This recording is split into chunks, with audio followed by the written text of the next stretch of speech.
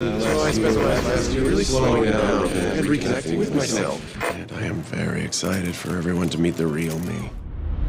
The Boys has been consistently pretty wild, and within the first few minutes of episode 1, it goes pretty wild with capital letters. And I think you know what I'm talking about. So I would like to ask you what your reaction was to the moment when Termite goes inside the penis and sneezes. You know, I read that on paper and I was like, wow, that is quite literally the biggest dick joke I've ever seen. I mean, how many times have you seen a little man running and tickling a urethra? But you don't really know what it is, and you never see it on the guy who's on the vessel. You just see it. You see his response, and so it's just this bizarre thing. Which I gotta say, I thought I was gonna really hate it, and I kind of loved it. Yeah, I would say that my visceral response was arousal. I don't know why you look at me like I'm going to back you up. Yeah, yeah. No. It was total shock. Learned a little bit about the anatomy because I was like, what is he scratching at that's causing pleasure? But I think it's kind of a perfect introduction to season 3 because we upped the ante in season 3. We were scrolling through what are like the big superheroes we hadn't done yet. And Ant-Man came up. And at the time, there was that meme of like Ant-Man, why didn't he just crawl up Thanos' butt and explode him? And it could have all been over so quickly. And so we said, well, we should do that and give the audience the thing that like Marvel can't give them. And then hilariously, I forget who, one of the writers said, we already did a butt explosion in season 1, which just shows you why I love my job, that we have already done one.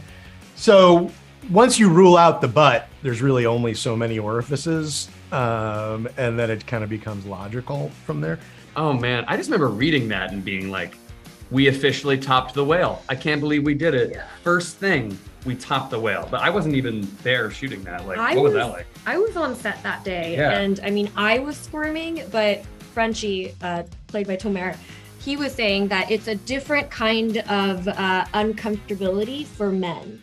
Oh, how uncomfortable did you feel? How did I feel? How uncomfortable did you feel?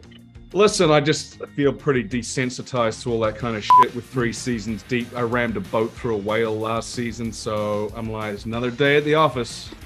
A guy's dick exploding? Whatever. There's something wrong with Homelander. There's something broken.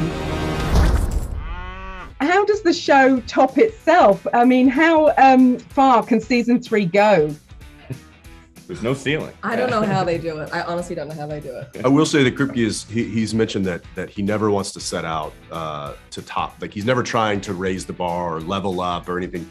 They attack the show from a character standpoint, but with that, these characters, they find themselves in these crazy situations, and these guys just they know how to write it, they know how to bring it, and it continues to level up unintentionally, which is amazing. Yeah, I'm never watching it for just like shock purposes. I'm never like, because I watch it and I'm also highly invested in the character's journey, like what's going to happen next for them. I think it would be a mistake to try to outdo ourselves. To me, the key, and I think Kripke is really smart, he gets it. The key is to dive deeper into the characters and to write the show with more heart. And that's what brings people back, is because you care about these characters and you enjoy spending time with them. The limit does not exist. I don't know. The funny thing is now look, you could take that. That might not be an example of what I'm about to say, but I think where things go for the rest of the season, there's some pretty bizarre things that happen for sure.